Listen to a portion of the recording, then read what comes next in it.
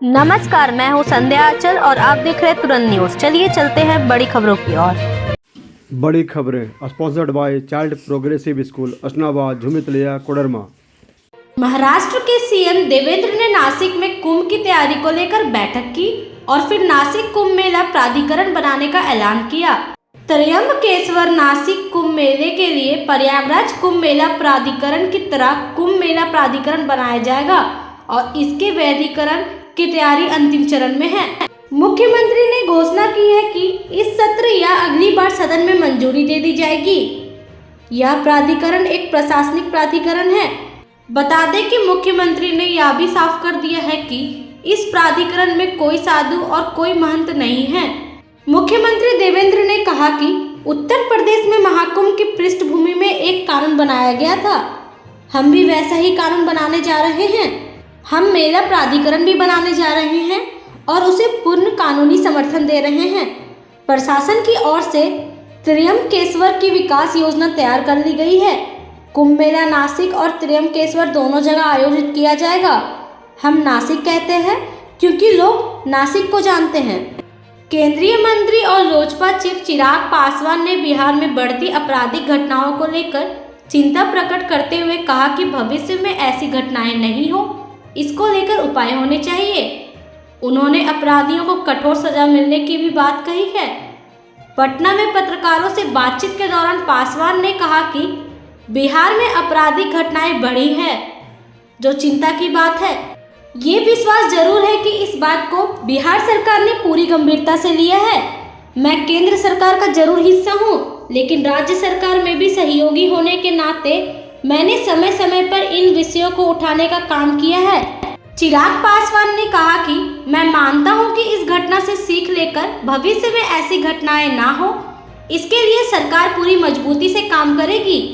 CM Nitish Kumar पर सवाल उठाए जाने को लेकर उन्होंने कहा कि किसी भी राजनीतिक दल द्वारा मुख्यमंत्री पर व्यक्तिगत तौर पर आरोप लगाना और उनके बारे में बोलना राजनीतिक दृष्टि में सही नहीं है।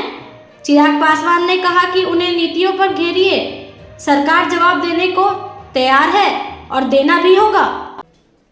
School today are able to reach and a larger audience through admission free. For the parents is today's scenario. Parents would now make less mistakes in selecting school because parents would easily come to know the facilities about giving their schools both near and Delhi विधानसभा का budget सत्र 24 मार्च से शुरू हो रहा है, जो 28 मार्च तक चलेगा। हालांकि जरूरत पड़ने पर इसकी अवधि बढ़ाई जा सकती है। इस सत्र में दिल्ली परिवहन निगम से संबंधित नियंत्रक एवं महालेखा परीक्षक की रिपोर्ट को पेश किया जाएगा। मंगलवार 25 मार्च को दिल्ली की मुख्यमंत्री रेखा गुप्ता बजट पेश करेगी। इस दिन को छोड़कर बाकी सभी दिनों में प्रश्नकाल का आयोजन किया जाएगा। सत्र के दौरान सदन की कार्यवाही हर दिन सुबह 11 बजे से शुरू होगी। बजट सत्र के दौरान दिल्ली सरकार की नीतियों और योजनाओं पर चर्चा होने की संभावना है। वहीं विपक्ष भी विभिन्न मुद्दों को लेकर सरकार को घेरने की तैयारी में है।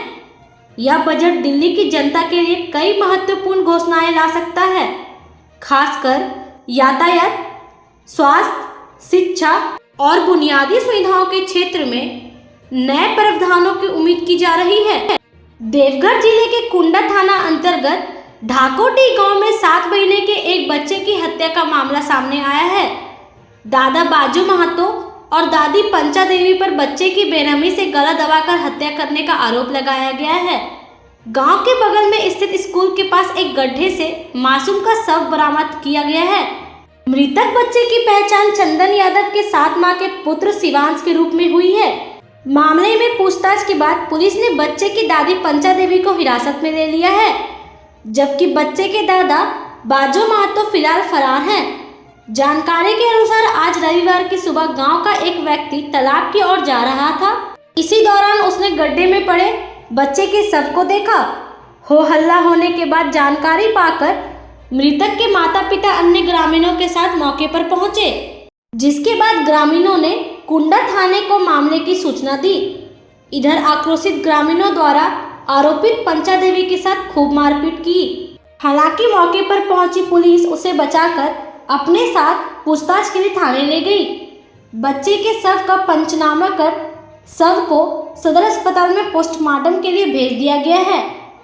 ग्रामीणों के अनुसार पंचा देवी पर पूर्व में अपने भैंसुर की बेटी की हत्या का आरोप लगा था और वह जेल भी जा चुकी है। In today's scenario, parents would now make less mistakes in selecting schools because parents would easily come to know of the facilities being given by schools, both near and afar. Thanks in ABP News for this novel innovation. Delhi police ने पहाड़गंज इलाके में चल रहे एक sex racket का भांडाफोड़ किया है, जिसमें 3 नाबालिगों और 10 नेपाली नागरिकों सहित 23 महिलाओं को बचाया गया है।